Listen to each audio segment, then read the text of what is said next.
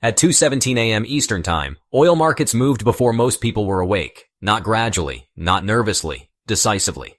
Traders weren't reacting to headlines, they were reacting to geography. When military pressure concentrates near the Strait of Hormuz, pricing models change instantly. Energy isn't just a commodity in that corridor, it's leverage. And when leverage shifts, currencies, bond yields, and equity valuations adjust whether investors are emotionally ready or not. What's unfolding isn't a breaking news cycle, it's a structural repricing event, and most portfolios are positioned as if nothing fundamental has changed.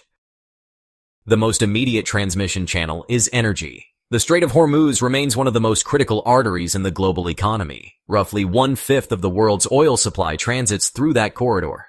It is not simply a shipping route, it is a pricing mechanism. Any sustained disruption introduces volatility not only through lost barrels, but through risk premiums embedded in futures markets, insurance costs, and shipping logistics. Even the credible threat of closure forces refiners and traders to hedge aggressively, which amplifies price movement beyond physical supply loss. In the days following the strikes, Brent crude surged sharply, reflecting both supply risk and anticipatory positioning. Oil markets price forward expectations, not current flows alone. A rapid double-digit percentage increase in crude within a compressed time window is destabilizing regardless of the absolute price level. Energy feeds directly into transportation, agriculture, petrochemicals, and industrial production. When oil reprices quickly, inflation expectations adjust upward before policymakers can respond. This creates immediate pressure for central banks. The Federal Reserve has been navigating a fragile balance between moderating inflation and sustaining economic momentum. A renewed energy shock complicates that calculus. Higher crude prices bleed into headline inflation, constraining the Fed's flexibility to ease policy even if growth softens. The interaction of elevated energy costs and restrictive interest rates compresses margins across sectors simultaneously. Historically, that combination tightens financial conditions faster than models anticipate. Equity markets entered this phase priced for stability. Valuations, particularly in technology and artificial intelligence-linked sectors, had expanded on expectations of steady disinflation and eventual rate normalization. When geopolitical escalation injects commodity volatility into that environment, risk premiums expand. Futures markets began reflecting this adjustment almost immediately. The repricing mechanism is straightforward. Higher energy costs compress corporate margins, sustained rate pressure weighs on multiples, and uncertainty reduces forward earnings visibility. The duration of the conflict now becomes economically determinative. Public statements from President Donald Trump indicate that operations may continue until strategic objectives are met. The ambiguity of those objectives matters. A narrowly defined containment strategy focused on deterrence produces one risk profile. A broader effort aimed at structural political transformation inside Iran produces another entirely.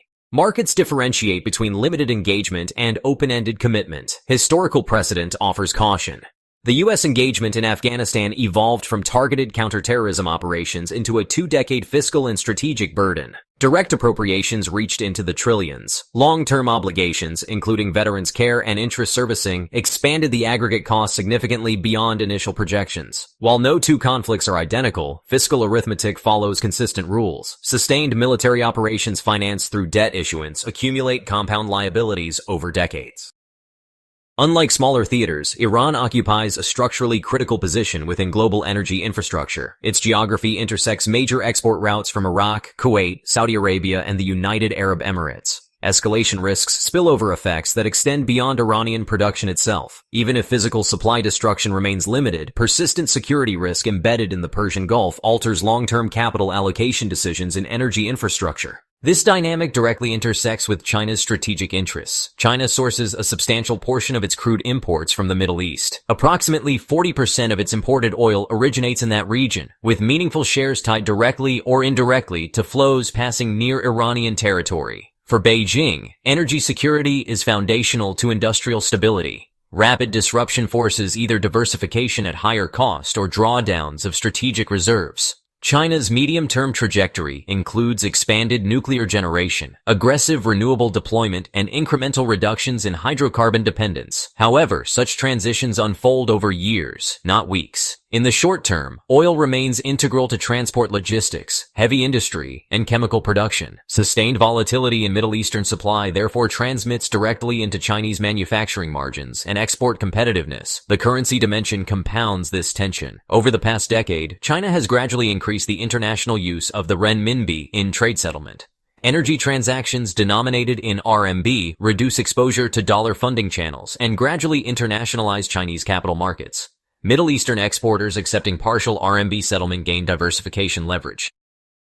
For the United States, preservation of dollar primacy remains strategically central. Energy markets historically reinforce dollar dominance because crude contracts are largely dollar-denominated. In traditional geopolitical crises, the US dollar strengthens as capital seeks liquidity and depth. However, when instability is perceived as originating from US strategic action itself, safe haven flows can fragment. If investors begin to price higher long-term fiscal expansion tied to prolonged military engagement, Treasury yields may not compress in the manner historically observed during exogenous shocks. The distinction between crisis-driven demand for safety and structurally driven concern about fiscal sustainability becomes increasingly relevant.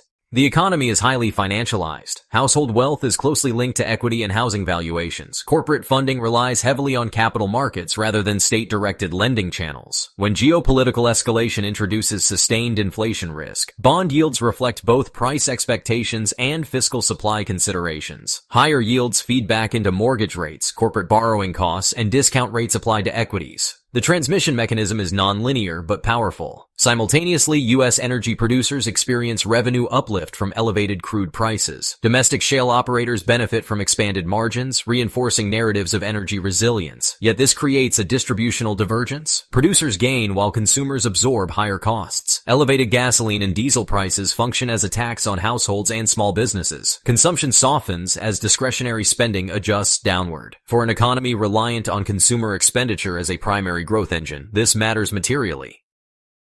The global alignment implications are equally significant. Gulf producers will recalibrate export strategies based on risk exposure and pricing power. Asian importers will reassess supply diversification frameworks. Russia may capture incremental demand if sanction structures allow indirect flows. Each adjustment shifts trade corridors incrementally away from established patterns. Over time, these incremental shifts alter currency settlement, financial clearing systems, and diplomatic leverage. The structural question is not whether markets can absorb a short-term oil spike. They can.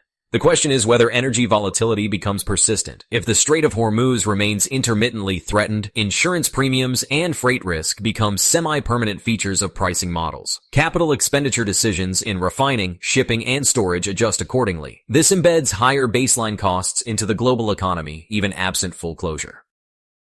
Fiscal implications within the United States compound gradually. Defense appropriations expand, munitions stockpiles require replenishment, and naval deployments extend. If engagement broadens, reconstruction or stabilization expenditures introduce multi-year commitments. These obligations are financed through Treasury issuance layered atop an already elevated debt trajectory. The marginal buyer of that debt evaluates risk-adjusted return within a global context increasingly defined by multipolar tension. China's response will likely remain indirect. Direct military confrontation in the Persian Gulf would represent asymmetric escalation. More probable is accelerated pursuit of energy diversification, expanded long-term supply contracts outside United States influence corridors, and continued incremental promotion of RMB settlement frameworks. Strategic patience allows Beijing to avoid immediate confrontation while observing fiscal strain accumulate within the United States system.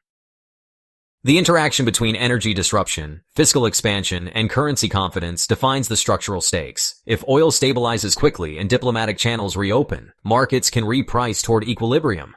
If escalation persists and objectives expand beyond containment into systemic transformation, uncertainty compounds. In highly leveraged financial systems, compounding uncertainty carries measurable economic cost. None of these outcomes are predetermined. However, the mechanisms are identifiable. Energy shocks feed inflation expectations. Inflation expectations constrain monetary policy. Constrained policy tightens financial conditions. Sustained fiscal expansion increases debt servicing burdens. Currency competition intensifies as global actors seek diversification. These are structural linkages, not rhetorical projections. The durability of the current global financial architecture depends on confidence in predictable trade flows and disciplined fiscal management. When energy corridors become contested and military commitments become open-ended, that confidence erodes incrementally. Markets do not collapse solely from headline risk. They adjust when structural assumptions shift. If the conflict remains limited in scope and duration, repricing will be sharp but contained. If it extends, the adjustment process becomes more profound. In that environment, asset valuations, reserve currency dynamics, and geopolitical alignment all recalibrate simultaneously. Energy has always functioned as both commodity and leverage. When it becomes a strategic instrument in great power competition, its impact exceeds supply-demand arithmetic. It alters capital flows, fiscal trajectories, and alliance structures. The current escalation sits at that intersection. Should volatility in the Persian Gulf persist, and should fiscal commitments expand without offsetting structural reform, the adjustment will not be episodic. It will be systemic. Markets will not simply react. They will reevaluate foundational assumptions regarding inflation stability, debt sustainability, and reserve currency durability. In periods where energy security, fiscal expansion, and currency competition converge, the global system does not fracture immediately. It reprices gradually, then decisively.